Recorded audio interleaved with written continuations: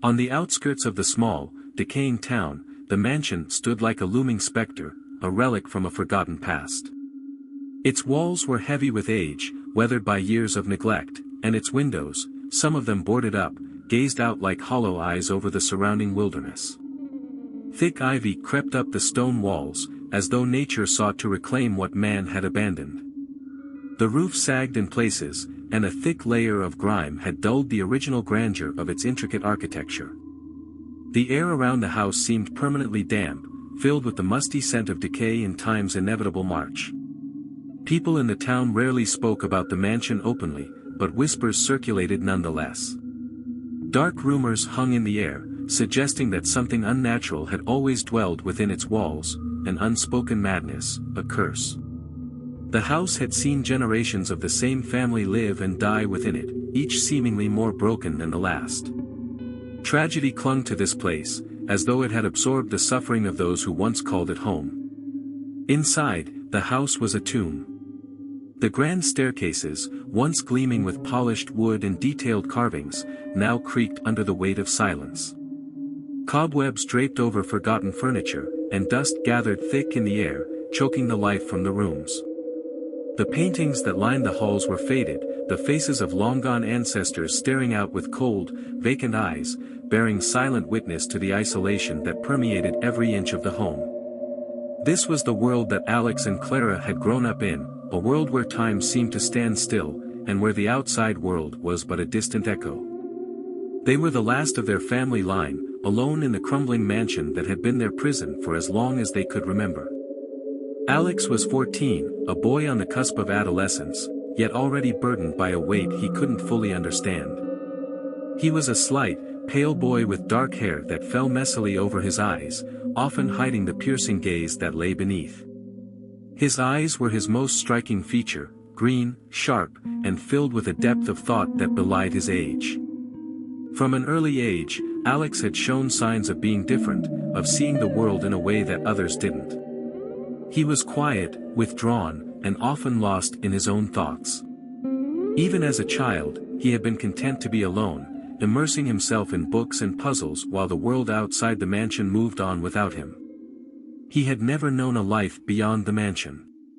It was a vast, cold place, filled with dark corners and forgotten rooms, and Alex had explored every inch of it. There was something comforting in the house's silence, something that matched the quiet of his own mind. He spent hours wandering its halls, listening to the creak of the floorboards and the soft whisper of the wind through the broken windows. The outside world seemed distant, irrelevant. For Alex, the mansion was all that mattered. Clara, 2 years older than Alex, had always been the opposite. She was vibrant, full of life and ambition, her restless energy clashing with the stillness of their home. While Alex found solace in the isolation, Clara had always longed for something more. She wanted to escape the cold, oppressive atmosphere of the mansion, to break free from the past that seemed to weigh down every corner of their lives. Clara was strikingly beautiful, with dark, wavy hair and sharp features that made her stand out in the rare moments when they ventured into town. She was confident, intelligent, and fiercely independent, traits that set her apart not only from her brother, but from the few people who dared to engage with her. Their relationship, like much in their lives, was complicated. As children, they had been close, forced into companionship by the absence of their parents. Their mother had died when they were very young, leaving them in the care of their emotionally distant father. He had never fully recovered from her death, and over the years, he had become a ghost of the man he once was.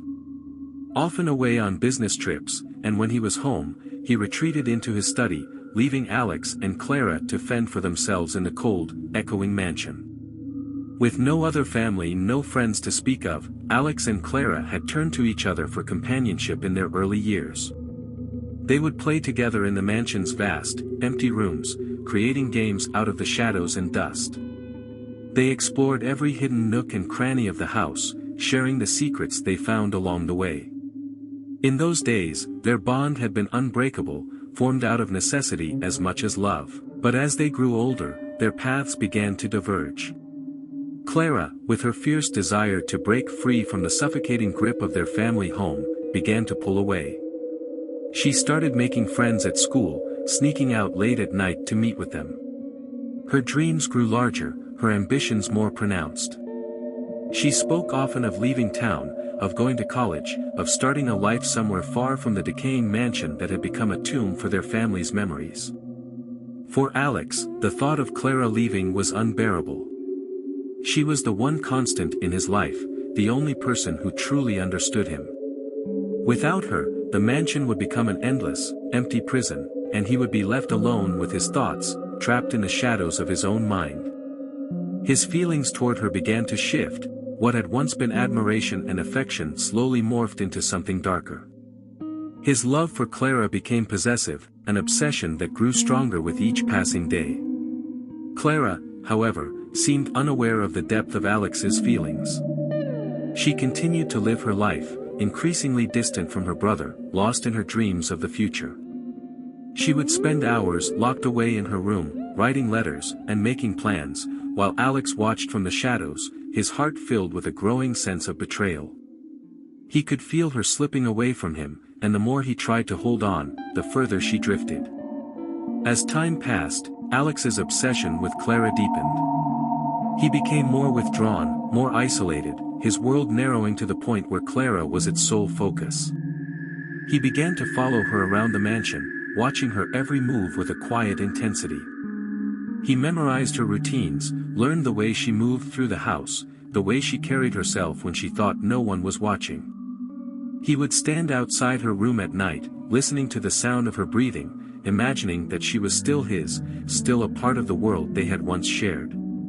But Clara was no longer the sister he had known. She had become a stranger to him, a figure of mystery and desire. She spent more and more time away from the house, and when she was home, she was distant, preoccupied with thoughts of a life beyond the mansion's walls. She spoke less to Alex, and when she did, her words were filled with a kind of tired frustration, as though she no longer had the energy to indulge his quiet neediness. The outside world, which Alex had always ignored, now became a source of torment for him. He hated the people Clara spent time with, hated the thought of her being out there without him. It was as if every person who entered her life was taking a piece of her away from him, leaving him with nothing but the empty shell of the sister he had once adored. His jealousy grew more intense, more irrational. He became convinced that Clara's friends were corrupting her, turning her against him, filling her mind with ideas that pulled her further away from their shared past. It was during this time that Alex began to experience strange dreams. They were vivid, unsettling dreams, filled with dark, twisted images that blurred the line between love and possession.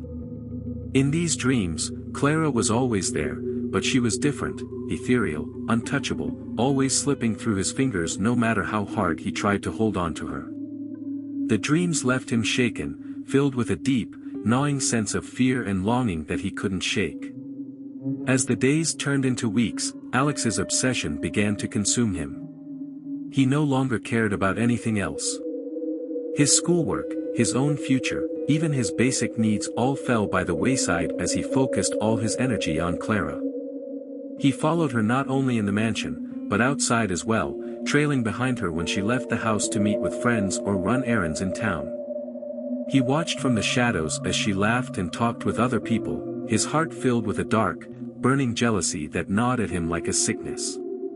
The more he watched, the more convinced he became that Clara was slipping away from him, that she was being taken by the world outside their home. He couldn't let that happen. He wouldn't. Clara was his, she had always been his, and no one else could understand her the way he did. No one else could love her the way he did.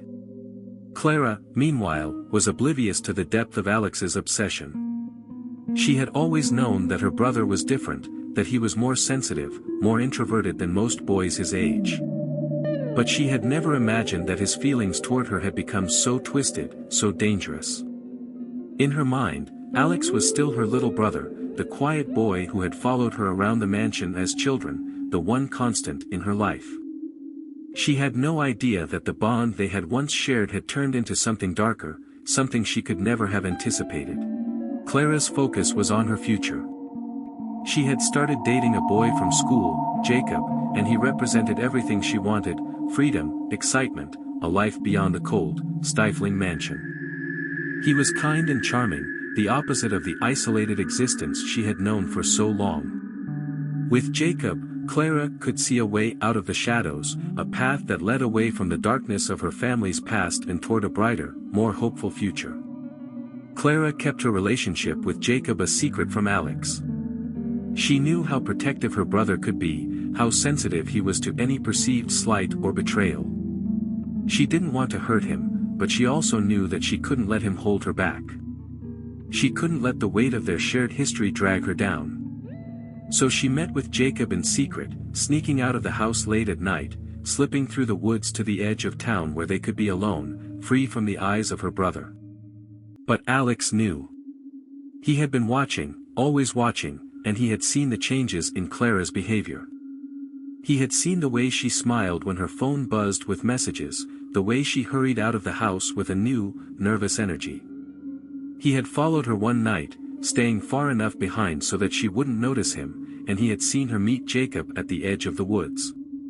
He had watched as they talked, as they laughed, as they kissed. The sight of Clara with Jacob had shattered something inside Alex. It was as though the world had shifted, as though everything he had believed in, everything he had held on to, was slipping away from him. Clara was no longer his. She belonged to someone else now, and the thought of it filled Alex with a rage he couldn't control. The storm came on suddenly one night, a violent clash of thunder and lightning that shook the old mansion to its core.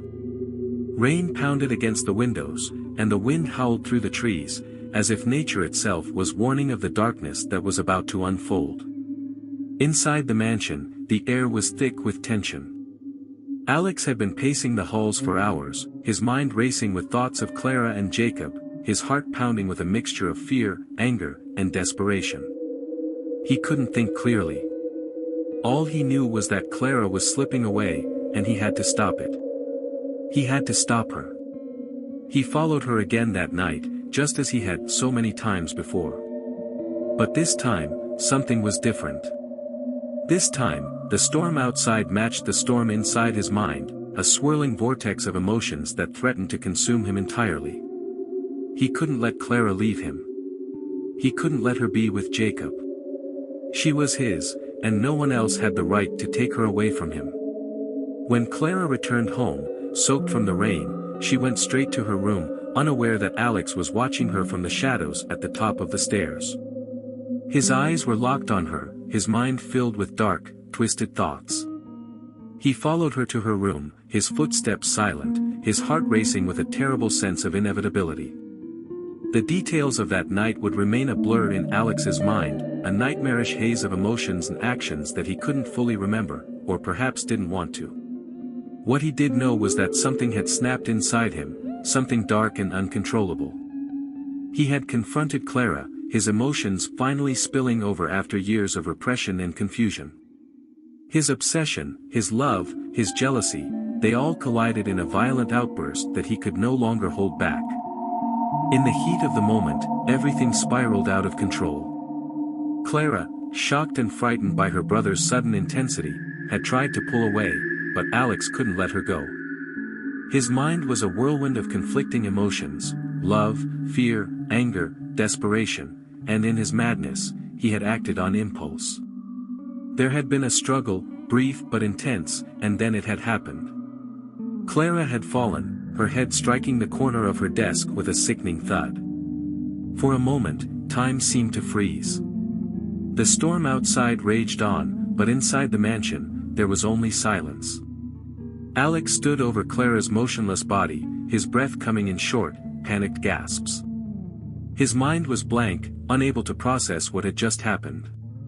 He dropped to his knees beside her, shaking her shoulders, calling her name, but there was no response. Clara's skin was pale, her eyes half closed, and a small trickle of blood ran from the wound on her head. Alex's world crumbled in that instant. He had never meant to hurt her. All he had ever wanted was to keep her close, to protect her, to make sure that she didn't leave him. But now, in his desperation, he had done the unthinkable. Clara was gone, and there was no going back. In the days that followed Clara's death, Alex was consumed by a numb, hollow sense of guilt and grief. He couldn't eat, couldn't sleep. His mind was a prison, filled with images of Clara, her lifeless body, her smile, her laughter. He had loved her more than anything, and now she was gone, taken from him by his own hand. The mansion, once filled with the sounds of their childhood games and whispered secrets, was now a tomb. The silence that had once comforted Alex now suffocated him, reminding him of what he had lost. He wandered the halls aimlessly, a ghost in his own home, unable to escape the crushing weight of his guilt. Clara's disappearance shook the town, as rumors spread like wildfire. Search parties were organized, and people whispered about what might have happened to the beautiful girl from the mansion on the hill. But no one found her, and Alex told no one the truth. He couldn't bring himself to confess what he had done. Instead, he let the weight of his guilt crush him, retreating further into the shadows of the mansion where he had once played with Clara. The town would continue to whisper, to speculate, but the truth of what had happened to Clara would remain buried within the mansion's walls, a secret known only to Alex and the silent shadows that surrounded him. The story of Alex and Clara is a tragic tale of love twisted into obsession, of the destructive power of isolation and unchecked emotions. What began as a deep bond between siblings, born out of loneliness and shared trauma, devolved into something far darker, a possessive, all-consuming need that ultimately led to tragedy. Alex's inability to understand his own feelings, coupled with the isolation of their lives in the mansion, created a perfect storm. He couldn't bear the thought of losing Clara, and his love for her, once pure and innocent, became poisoned by jealousy, fear, and the desperate need for control. His obsession blinded him to the reality of who Clara was and what she wanted, and in the end, it destroyed them both. The mansion, a symbol of the family's decay and isolation, becomes a metaphor for the destructive force of unspoken traumas and suppressed emotions. It is a place where time stands still, where the past lingers like a ghost, haunting those who live within its walls. Alex and Clara, products of that haunted environment, were doomed from the start, their fates intertwined with the darkness that surrounded them. The story serves as a cautionary tale about the dangers of emotional repression, isolation, and the fine line between love and obsession. Alex's descent into madness is a stark reminder of how easily the human mind can twist under the weight of unspoken fears and unfulfilled desires. Love, when tainted by possessiveness and control, can become a prison, one from which there is no escape. In the end, Alex is left alone, trapped in the house of shadows, haunted by the memory of the sister he loved too much. The world outside moves on, but for Alex, time has stopped. He is a prisoner of his own mind, forever bound to the darkness that consumed him.